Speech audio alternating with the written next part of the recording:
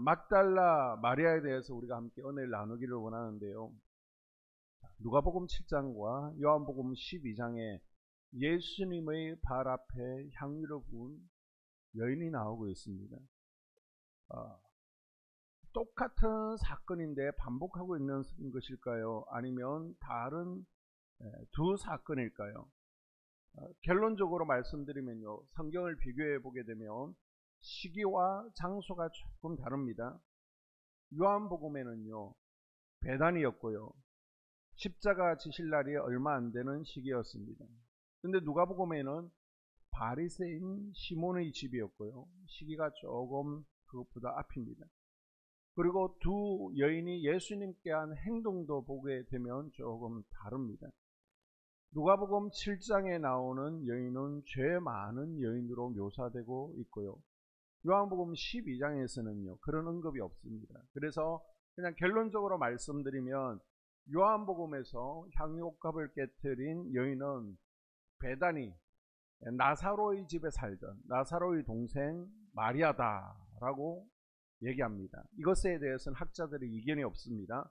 그리고 누가복음에 나오는 여인은 막달라 마리아다라고 말하고 있습니다. 오늘은 막달라 마리아에 대해서 함께 우리가 살펴볼 것인데요, 예수님을 만난 후에 어떻게 막달라 마리아의 삶이 변화되었습니까? 자, 누가복음 7장의 여인이 이름이 나오지 않습니다. 그런데 막달라 마리아라고 하는 이유는요, 바로 다음 장에 7 귀신 나간 막달라 마리아의 이야기로 바로 전개되고 있습니다. 그리고 우리가 찬송가 211장을 받아요, 막달라 마리아가 향유를 부었다라는 가사가 나오고 있죠. 그래서 여러 가지 정황을 미루어서 누가복음 7장에 나오는 죄 많은 여인이 막달라 마리아일 것이다 라고 학자들은 이야기를 하고 있습니다. 여러 마리아가 등장하는데 성경에요, 막달라 마리아라고 하는 이유는요, 우리가 안성 때 또 전주 때라고 얘기하는 것처럼 막달라는 이름이 아닙니다. 지명입니다. 저 갈릴리 호수 왼쪽에 있는 갈릴리 지역의 4대 도시가 있는데 그 가운데 한 도시 막달라 출신입니다. 막달라 마리아에 대한 성경의 기록은요, 7 귀신 들렸던 여자라는 것입니다. 이 7 귀신이 들렸다는 것은 한 귀신 들려도요 힘든데 7 귀신이 들렸다는 것은 정서적으로 또 정신적으로 육체적으로 삶의 모든 것들이 다 망가져 있다는 것입니다. 삶이 파괴되어 있습니다. 마치 죽지 못해 살아가는 삶, 지옥 같은 삶을 살고 있는 것입니다. 당연히 7 귀신 들려있으니 악한 영의 결박으로 질병으로도 고통을 받았습니다. 자, 이제는 성경 내용은 아닙니다. 헷갈리시면 안 되고 이스라엘 전성 이야기, 이스라엘에서 쭉 역사를 통해서 전해오는 이야기를 말씀드리면요, 이 막달라 마리아와 오늘 본문에 등장하는 장소 바리새인 시몬은요 사촌지간이었다는 거예요.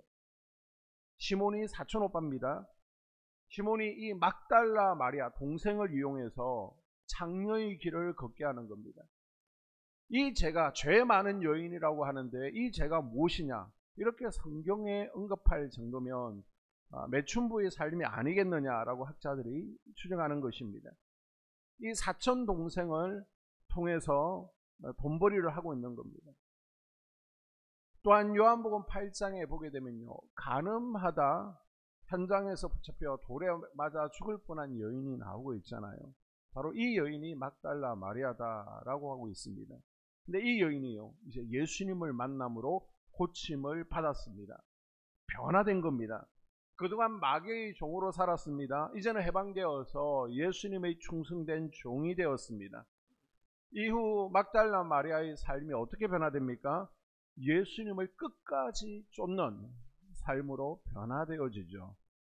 예수님께서 겟세마네 동산에서 붙잡혔습니다. 제자들은 다 도망가고 뿔이 흩어졌습니다. 그런데 막달라 마리아만큼은요 예수님 곁을 끝까지 지키죠.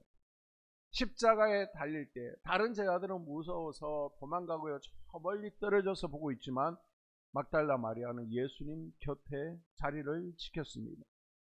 예수님께서 십자가에서 죽으시는 것을 직접 눈으로 목격한 겁니다. 뿐만 아니라 예수님의 무덤을 제일 먼저 찾아간 것도 제자들이 아니에요. 베드로가 아닙니다. 바로 막달라 마리아였습니다. 막달라 마리아가 예수님을 찾아간 시간은요, 지금보다 훨씬 이렇 새벽 시간입니다. 여자의 몸으로 새벽 시간에 무덤을 찾아간다는 거 여러분 공동묘직할 수 있겠습니까?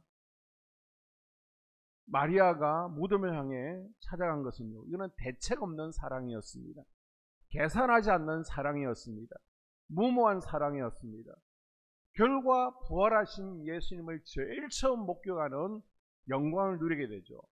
그리고 제자들에게요, 예수님이 부활하셨다 처음으로 알려준 여인이 바로 막달라 마리아였습니다.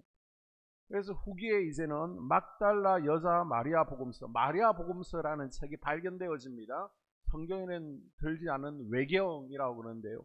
거기에 보게 되면 베드로와 견줄 정도로 예수님의 사랑을 받고 예수님의 수제자였다라는 기록이 나와 있습니다. 이 8장에 보게 되면요, 예수님의 일행을 따라다니면서 예수님 옆에 많은 무리가 있잖아요. 또 남자들이잖아요. 그러니까 물질적으로도 후원해주고 또 이들의 의식주를 도와줄 여인들이 필요합니다. 자, 2절과 3절 보게 되면요, 또한 악귀를 쫓아내신과 병 고침을 받은 어떤 여자들 곧 7 귀신이 나간 자 막달라인이라 하는 마리아와 헤롯의 청지기 구사의 아내 요한나와 수산나와 다른 여러 여자가 함께하여 자기들의 소유로 그들을 섬기더라. 아멘. 자, 예수님을 물질적으로 후원한 여인 가운데 누가 있습니까? 막달라 마리아가 이 가운데 한 명이었습니다. 마리아의 나이가 어느 정도 되었을까요? 많은 이들은 예수님과 비슷한 나이로 추정하고 영화나 책들은 그렇게 묘사하고 있습니다. 그런데 이스라엘에서는요, 보통 이름을 언급할 때 나이 순으로 언급하게 됩니다. 우리도 주부에 보게 되면 우리 장로님들 영급 순으로 기록하고 있잖아요. 자, 그랬을 때 그것으로 볼 때에 예수님의 어머니가 소개되는데 그 앞에 막달라 마리아가 나오고 있습니다. 예수님의 제자들 어머니들도 소개되는데 막달라 마리아가 제일 먼저 나오고 있어요. 그것을 보아서 예수님의 어머니 마리아와 막달라 마리아는 나이가 비슷하거나 그보다 조금 더 위라고 추정할 수 있습니다. 그러니까 예수님은 30대 초반이면 이 막달라 마리아는 50대 정도 된다라고 볼 수 있습니다. 이 중년의 부인 막달라 마리아는요, 돈이 많은 여인이었습니다.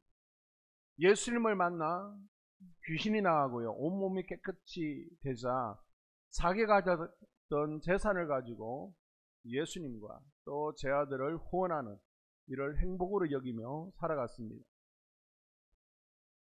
자기 육신을 고쳐주셨죠. 영혼을 구원해 주신 그 은혜에 너무나 감격하고 있는 그때에 내가 예수님을 은혜를 어떻게 갚을까 고민하고 있을 때 사촌 오빠 시몬이 예수님으로부터 나병이 고침받고 그 대가로 예수님을 초청했다라는 소식을 전해 듣게 됩니다. 그래서 사촌 오빠 시몬의 집에 향유를 들고 나타난 겁니다. 그곳에 가니까요, 자신을 죄의 구렁텅이에 밀어놓은 사촌 오빠가 있습니다. 그리고 가늠하다 현장에서 붙잡혔잖아요. 벌거벗은 자신을 끌고 간 바리새인들도 그 자리에 있습니다. 자기를 돌을 들어서 치려고 했던 바리새인들.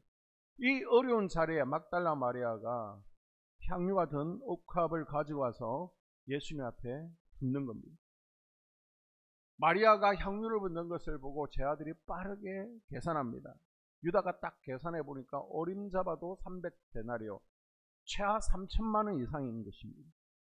유다는 이 300대안을, 그러니까 1년 연봉을 한 번에 쏟아붓는 것을 보고 왜 허비하냐고 화를 냅니다. 이때 예수님께서 뭐라고 말씀하십니까? 시몬과 마리아를 비교하고 있죠. 자, 44절 그 여자를 돌아보시며 시몬에게 이르시되 이 여자를 보느냐 내가 내 집에 들어올 때 너는 내게 발 씻은 물도 주지 아니하였으되 이 여자는 눈물로 내 발을 적시고 그 머리털로 닦았으며 너는 내게 입맞추지 아니하였으되 그는 내가 들어올 때로부터 내 발에 입맞추기를 그치지 아니하였으며 너는 내 머리에 감람유도 붓지 아니하였으되 그는 향유를 내 발에 부었느니라. 아멘. 자, 예수님은 이 말씀을 이해하기 위해서는요, 이스라엘에서 손님을 맞이하는 기본적인 문화를 이해할 수 있어야 됩니다. 먼저 손님이 집에 오게 되면 환영의 의미로 입을 맞추게 되죠. 어서 오십시오. 잘 오셨습니다. 입 맞춥니다. 그리고 열대 지방이잖아요. 땀 냄새가 많이 나잖아요. 그래서 집에 들어오게 되면 감람유, 향유를 머리에 뿌려주는 것이 예입니다.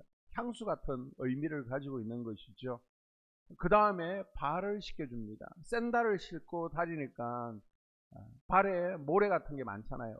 발이 지저분하잖아요. 그런데 시몬을 보십시오. 시몬이 어떻게 했다고요? 44절에 보니까 발 씻을 물도 주지 않았습니다. 나병을 고쳐줬어요. 그런데 45절 보니까 입 맞추지도 않았습니다. 자, 45절 또 감람유를 머리에 붓지도 않았습니다.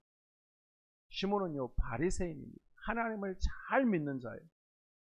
나병에 걸렸다가 예수님께 고침받았습니다. 여러분 같으면 어떻게 하겠습니까? 생명을 구원해 준 것에 대해 얼마나 감사감격하겠습니까? 그런데 지금 기본도 하지 못하고 있다는 겁니다. 시몬이 하는 감사는 내 병을 고쳐주었으니까 밥 한 끼 대접하겠습니다. 그 정도였다는 겁니다. 주님의 사랑은 그 당시 마리아와 시몬에게만 베풀어진 것이 아니라 현대를 살아가는 하나님의 모든 백성들에게도 베풀어졌습니다. 사망에서 생명으로 불러주신 나를 마귀의 노예 생활에서 해방시켜 주시기 위해서 우리 주님께서는 대신해서 희생하셨습니다. 나의 죄를 사해 주시기 위해서 어린 양 되셔서 채찍에 맞으시고요, 찢어지시고요, 대신 피 흘리셨습니다. 나를 천국 백성 삼으시기 위해서 대신 십자가의 자기를 내어 주신 거예요. 그런데 지금 뭘 하고 있는 겁니까? 예수님 너무너무 감사해요. 그래서 내가 밥 한 끼 대접하겠습니다. 시몬의 모습이 지금 나의 모습은 아닙니까? 여러분, 십자가 사랑에 얼마나 감격하고 있습니까? 여러분이요, 하나님 앞에 하는 것을 보게 되면요, 마리아의 감사가 있는 분들이 있습니다. 대부분이 마리아처럼 최선을 다해서 감사하고 있습니다. 그런데 어떤 분들을 보게 되면 이건 아닌데, 시몬처럼요, 그냥 밥 한 끼 정도 감사하는 삶을 살아가는 분이 있습니다. 이 정도면 충분해요. 밥 한 끼면 충분해요. 여러분, 지옥에서 영원히 고통받아야 될 나를 위해서 예수님께서 죽으셨다. 이것이 깊이 깨달아질 때에 우리가 300데나리온의 향유를 깨트릴 수가 있는 것입니다. 주님의 십자가 사랑이 얼마나 큰 것인지 깨달아질 때 가부처럼 생활비 전부를 드릴 수 있는 것입니다. 예수님께서 그렇게 말씀하고 있는 거예요. 47절에 보십시오. 이러므로 내가 내게 말하노니 그의 많은 죄가 사여졌도다. 이는 그의 사랑함이 많음이라. 사함을 받은 일이 적은 자는 적게 사랑하느니라. 아멘. 예수님께서 마리아가 이렇게 할 수 있었던 이유가 뭐라는 겁니까? 죄사함을 받은 은혜가 너무 크게 느껴져서 그 은혜에 감사해서 지금 이렇게 하고 있다. 시몬을 보느냐? 시몬은 그저 조금 감사하니까 밥 한 끼 대접하고 있다라고 지금 비교하고 있는 것입니다. 예수님께서요, 십자가에서 자신의 옥합을 아낌없이 나를 위해서 깨트려 주셨습니다. 십자가에서 우리 죄를 짊어지시고 보배로운 피를 쏟아 주셨습니다. 예수님의 죽으심을 통해서 나 같은 죄인이 구원 얻을 수 있었습니다. 이 고난주간에 우리 그리스도의 십자가 사랑이 깊이 깨달아지는 은혜가 있기를 주의 이름으로 축복합니다. 이 시간 기도할 때, 주님, 나에게도